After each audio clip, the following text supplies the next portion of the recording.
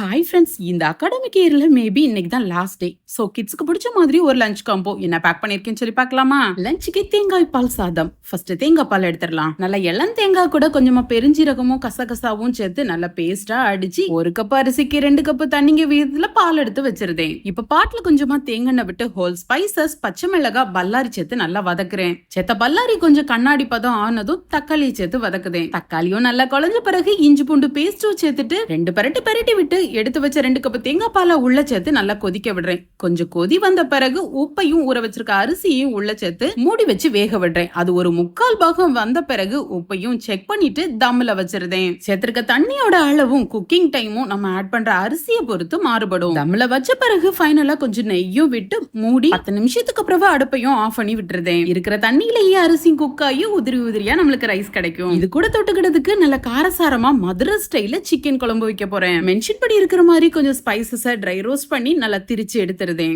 Next இது கூட வறுத்த சின்ன வெங்காயம், தேங்காய், முந்திரி பருப்பு, கருவேப்பிலை ஆற விட்டு உள்ள சேர்த்து கொஞ்சம் திரிச்சிட்டு அதுக்கப்புறம் தண்ணி சேர்த்து விழுதா அரைச்சு எடுத்துருதேன். இதே மசாலா வச்சு சிக்கனுக்கு பதிலா மட்டன் சேர்த்து கூட குழம்பு வைக்கலாம். இப்ப குக்கர்ல கொஞ்சமா நல்லெண்ணெய் விட்டு ஒரு பிரிஞ்சி இலை, நட்சத்திர சோம்பு சேர்த்து பல்லாரி சேர்த்து வதக்குறேன். கொஞ்சம் வதங்கின பிறகு தக்காளியும் இஞ்சி பூண்டி சேர்த்து வதக்குதேன். லைட்டா வதங்கினா போதும். நெக்ஸ்ட் மஞ்சள் போட்டு கழுகி வச்சிருக்கிற சிக்கனை உள்ள சேர்த்து உப்பு சேர்த்து நல்லா பெரட்டி விடுதேன். சிக்கன் கொஞ்சம் சூடு ஏறினதும் மஞ்சள் பொடி, வத்தப்பொடி, மல்லிப்பொடி மென்ஷன் பண்ணி இருக்கிற அளவுல எடுத்து உள்ள சேர்த்து நல்லா பெரட்டி விட்டு கொஞ்சம் பச்சை வாசனை மாறினதும் அரைச்ச மசாலாவும் தேவைக்கு தண்ணியும் விட்டு குக்கரை மூடி 2 விசில் வேக வச்சிருந்தேன். 2 விசிலுக்கு அப்புறம் ஸ்டீம் போன பிறகு குக்கரையும் ஓபன் பண்ணா குழம்பு ரெடி. ஃபைனலா கொஞ்சம் கருவேப்பிலையும் தூவி இறக்கி பாருங்க, அவ்வளவு டேஸ்டா இருக்கும். 10 மணி ஸ்நாக்ஸ்க்கு இப்போ சீசன்ல இருக்க ஸ்வீட் பொட்டேட்டோ வச்சு பாயாசம். பாலை ஊத்தி கொதிக்க வச்சுட்டு ஸ்வீட் பொட்டேட்டோல தோலை நீக்கி குட்டி குட்டியா கட் பண்ணி எடுத்துக்கிட்டேன். கொதிச்சிட்டு இருக்க பாலை கூட கட் பண்ணி வச்சிருக்க ஸ்வீட் பொட்டேட்டோவையும் உள்ள சேர்த்து நல்லா வேக விடுறேன். நான் கட் பண்ணி சேர்த்திருக்கிறதுக்கு பதிலா நீங்க துருவி கூட சேர்க்கலாம். இதுனா கடிச்சு சாப்பிட நல்லா இருக்கும், அதுக்காக இப்படி சேர்த்திருக்கேன். ஸ்வீட் பொட்டேட்டோ நல்லா வெந்துட்டு இப்ப லைட்டா கொஞ்சம் மசிச்சு விட்டுட்டு நெய்ல வறுத்த முந்திரி பழம், முந்திரி பருப்பை உள்ள சேர்த்து 2 ஏலக்காவையும் தட்டி உள்ள சேர்த்துருந்தேன். கொஞ்சம் டேஸ்டா ரிச்சா இருக்கணுங்கிறதுக்காக கொஞ்சம் மில்க் மேடையும் சேர்த்து நல்லா மிக்ஸ் பண்ணி விட்டு கொதி வந்ததும் இறக்கி பாருங்க, அவ்வளவு சூப்பரா இருக்கும் பாயாசம். இன்னைக்கு பிரேக்ஃபாஸ்ட்டுக்கு கார்ன்ஃபிளெக்ஸ் கேட்டிருக்காங்க. காய்ச்சி ஆற வச்ச பால் கூட கார்ன்ஃபிளெக்ஸை மிக்ஸ் பண்ணி குட்டீஸ்க்கு சாப்பிட கொடுத்தாச்சு.